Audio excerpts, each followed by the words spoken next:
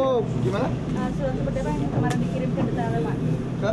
Kepada ketua mengenai DPT KPUD.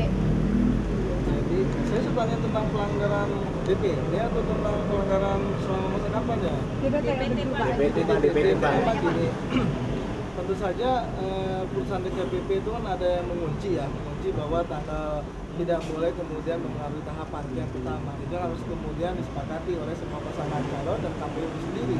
Yang kedua, tentu saja KPU harus memanggil pasangan calon bersama dengan Panwas. Nah, itu sebenarnya ada nggak sih yang teknis yang bisa dilakukan untuk kemudian logistik kan sudah nyampe hari ini ke mana, ke lokasi, ke keamanan, dan ini kami tinggal kemudian dorong kepada tingkat KPPS, PPS dan KPPS. Tentu saja ini kan butuh yang namanya kerja cepat.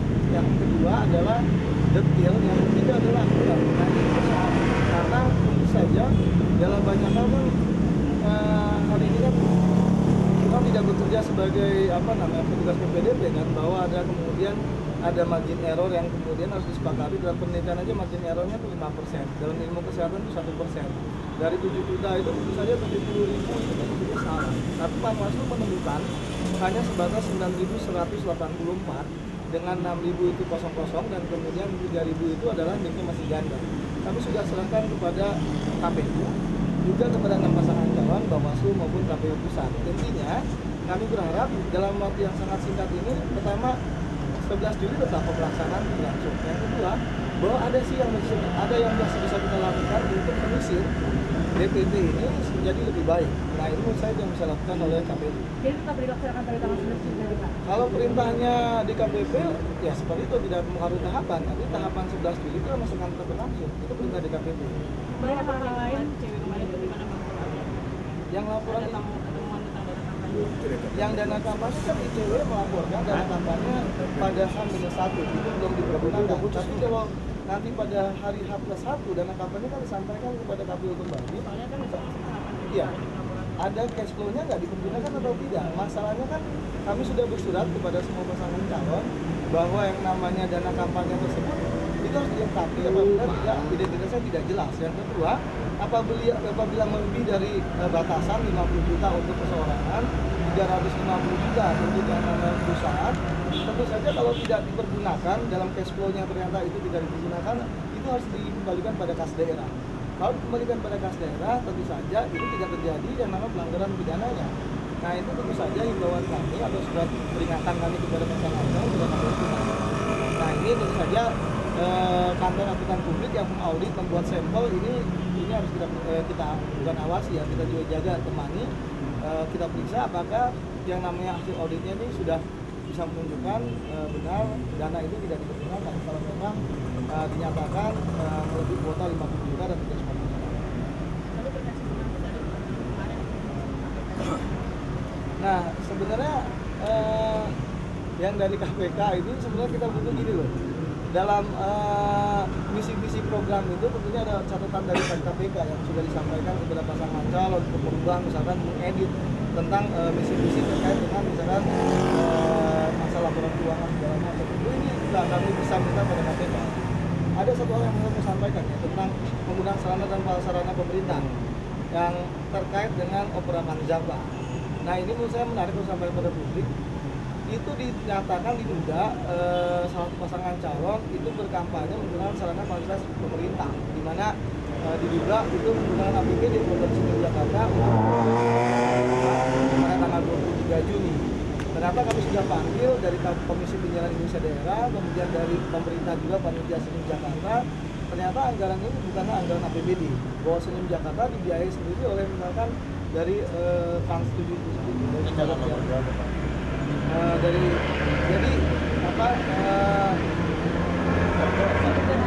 Sebut aja Pak. Masa takut Pak. Itu melantunkan lagu di Monas ketika opera Panjata itu berlangsung. Dan kemudian di endingnya itu di akhirnya menyatakan jangan lupa pilih yang bertulisan yang lain dan dipilih. Nah, ini kan konstruksinya pemerintah bahwa APBD untuk kegiatan anggaran opera Panjata ini yang menggunakan dana APBD sudah kami konstruksi, sudah kami panggil, panitia sudah kami panggil, dari KPID juga kami panggil, lembaga penyiaran yang menyiarkan kami pun sedang kami panggil juga untuk hadir merekonstruksi apakah benar terjadi hubungan sarana dan fasilitas pemerintah. Jadi kalau itu karena sarana atau fasilitas pemerintah, anggaran pemerintah tentu saja itu pelanggaran pasal 82 dan ancamannya pidana dan denda. Bang, Apa pemberapa jabatan? Ya, penggunaan itu ternyata menurut pihak yang terlapor, menurut pihak panitia yang kami panggil, itu bukan anggaran APBD katanya. Nanti kita akan konsultasi lagi. Kan, lagi kami panggil lagi beberapa BKD-nya. Bang, di atas bang, di atas bang. Dan itu tadi disampaikan oleh para pelapor ini yang kami panggil, itu bukan anggaran APBD. Nah untuk itu kami rekonstruksi lagi. Ada BKD yang akan kami panggil di KPID yang kemudian menyerahkan data itu. Yang terakhir kita mau panggil lagi tadi lembaga penyiaran.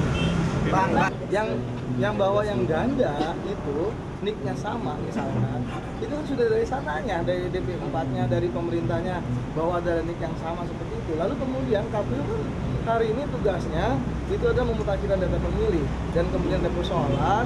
Nah ini kan persoalan sudah ada kan, misalnya juga sudah ada, tapi kemudian putusan di KPP itu disebutkan bahwa tahapan tidak boleh berubah. Yang kedua, masukan saran atau dari pendapat dari mana pasangan calon harus didengarkan. Nah, saya pikir ketika dimasukkan dan saran itu lebih pada aspek teknis. Saya nggak tahu apakah DKPP sudah juga bicara soal teknis. Jadi 11 Juli nanti bisa berjalan sesuai dengan. Kalau saya percaya itu bisa berjalan. Kami sebagai penyelenggara pemilu ya harus optimis. Jadi tidak ada efek DKPP memutuskan surat teguran tertulis saja sudah sebuah putusan yang berat bagi penyelenggara, bagi ketua KPU, karena itu Dahlia Umar secara etik disebut itu bagi saya berat. Tetapi bahwa secara lembaganya KPU memutuskan yang kolegial dan kolektif, menurut saya kan sudah berlangsung. Bang, perintah hukumnya merubah DPT sesuai dengan permintaan tanggal 2 Juni. Itu hasil DKPP. Berarti akan ada penetapan DPT lagi. Apakah itu pengertian hukum yang dipengerti Panwaslu atau kita yang salah mengerti pengertian Katanya hukumnya ini dalam DKPP? upaya memenangkan salah satu pasangan. Kayak itu saya nggak pernah dengar itu. Gimana Bang? Gimana Pak? Tahu hukumnya persoalannya adalah klaim di tanggal 2 Juni itu meminta pemasukan kembali data yang diajukan tanggal 2 Juni. Jadi begini, data tanggal 2 Juni ini kan ada beberapa persoalan kan, ada yang masih nicknya sama. Kita kan Panwaslu menemukan kan 222 dan kemudian 9.184. Kami serahkan kepada KPU untuk KPU menindaklanjuti agar DPT itu udah mendekati kebenaran gitu loh. Nah juga kami meminta semua pasangan calon berkat hasil putusan di KPP berharap juga mereka menyerahkan kepada KPU mana yang dinyatakan bermasalah, di mana saja lokasinya, TPS mana, sehingga mereka yang berpotensi untuk melakukan kecurangan 2 kali nyoblos itu tidak terjadi. Itu persoalannya. Jadi bagaimana potensi kecurangan itu tidak terjadi, itu fokusnya. Bukan kemudian, ya memang ada persoalan di DPT. Dan kemudian persoalannya harus bagaimana? Secara teknis semua surat suara sudah ada, logistik sudah di tingkat kecamatan sudah ada, di kelurahan sudah ada. Nah ini tentu saja harus mencegahnya seperti apa gitu loh. Mencegahnya tentu saja masukan Panwas tadi 9.184. Dari timnya Jokowi Basuki misalnya ada 600. Dari timnya misalkan dari Hidayat Nur Wahid itu silahkan menyampaikan berapa jumlahnya. Nah itu yang nanti kita cegah agar yang nicknya sama, yang bermasalah misalkan itu tidak terjadi pos waktu melanggar, memilih 2 kali. Itu yang harus kita kemudian simak dan kemudian jaga di lapangan di TPS. Dijelaskan dulu Saya Pak, hanya soal ingin penahanan. mengatakan NG Belum ada Pak? tadi, Aha. oke, biar siap dulu deh kalian. Ya. Bang, soal Sudah, penahanan ini oke. Pak, gimana? NG tadi diperiksa dengan 31 pertanyaan. Pertanyaannya masih berkisar sekitar tugasnya sebagai anggota DPR. Kemudian bagaimana mekanisme pembahasan APBN dan APBNP. Itu toh dengan 31 pertanyaan. Lainnya ditanya tempat tinggal NG dan kemudian masa kerja Angelina di DPR. Berarti masih sebatas administratif. Sangat belum masuk ke materi perkara sedikit. Jadi dengan penahanan ini merasa tak adil Kalau saya mengatakan bahwa saya tidak berani mengatakan tidak adil. Yang pasti saya mengatakan penahanan ini terburu-buru seperti terburu-burunya mengumumkan NG sebagai tersangka. Tidak jauh bedanya penahanan NG hari ini terulang kembali riwayat masa lalu yang intinya adalah sprindik NG dikeluarkan surat perintah penyidikan. Dengan surat perintah penyidikan itu tim penyidik baru terbentuk tanggal 19 April. Berarti tanggal 27 ya, 8 hari yang lalu baru terbentuk sprindik NG. Kemudian NG diumumkan tersangka kapan? 3 bulan yang lalu. Berarti waktu diumumkan tersangka dasarnya apa?